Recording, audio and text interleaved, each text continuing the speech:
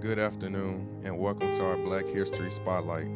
On today, we're going to give honor to an American politician and civil rights activist, John Robert Lewis, who served in the United States House of Representatives for Georgia's Congressional District from 1987 until his death in 2020.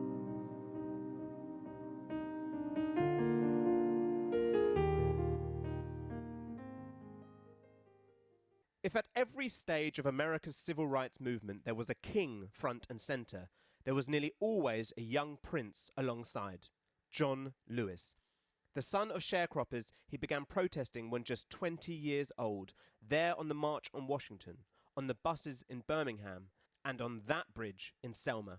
And generations from now, when parents teach their children what is meant by courage, the story of John Lewis will come to mind.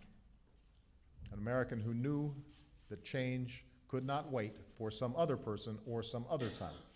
Lewis was born in 1940 in rural Alabama, when life in the South was dictated by Jim Crow laws which enforced racial segregation. When he started college in Nashville, the movement to end all that was beginning, and Lewis joined the sit-ins, when activists would seat themselves at white-only lunch counters in protest at segregation. Faced with beatings, they would never retaliate. I was sitting there demanding a God-given right, and my soul became satisfied that I was right in what I was doing. I could no longer be satisfied or go along with an evil system. In 1961, he became one of the original 13 Freedom Riders, traveling on Greyhound buses through the South to force the desegregation of public transport. I felt good. I felt happy. I felt liberated. I was like a soldier in a non-violent army.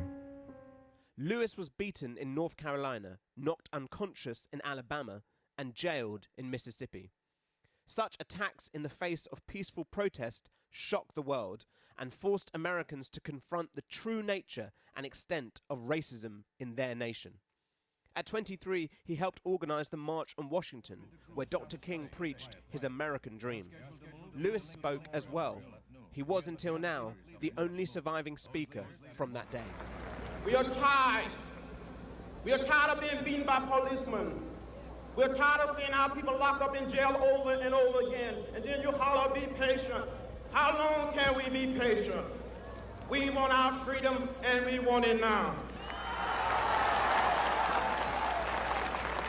Soon Lewis and others would turn to voting rights, trying to help African Americans to register when so many barriers were placed in their way.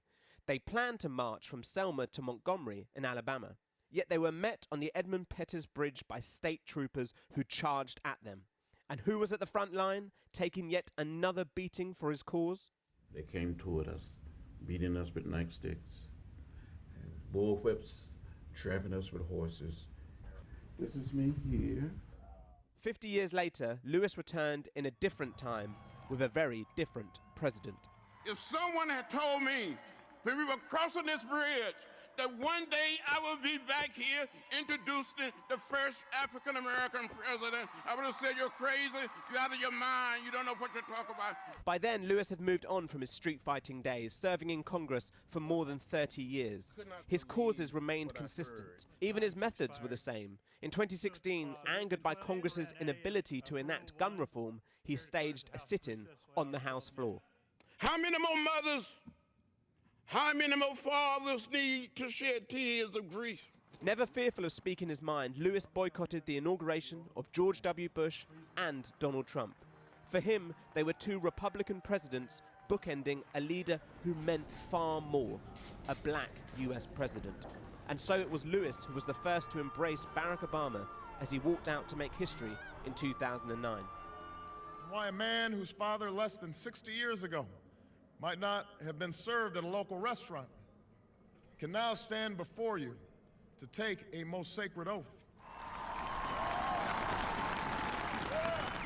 One thing with Barack Obama, he's not a victim of the scars and the stains of racism.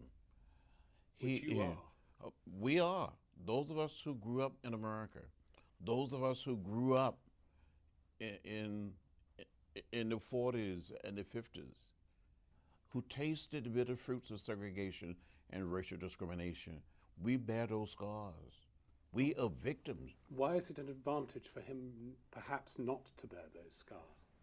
Well, Barack Obama is a compositor of the best of America. He is free with his background and with his makeup. He never experienced segregation and racial discrimination. He never saw those signs at water fountains, at bus station and train station. He never had to go to the back of the bus. In December 2019, Lewis revealed his latest, most deadly battle, pancreatic cancer. It was ultimately the fight he never won. But think of the battles he did, of the rights he won, of the America he molded.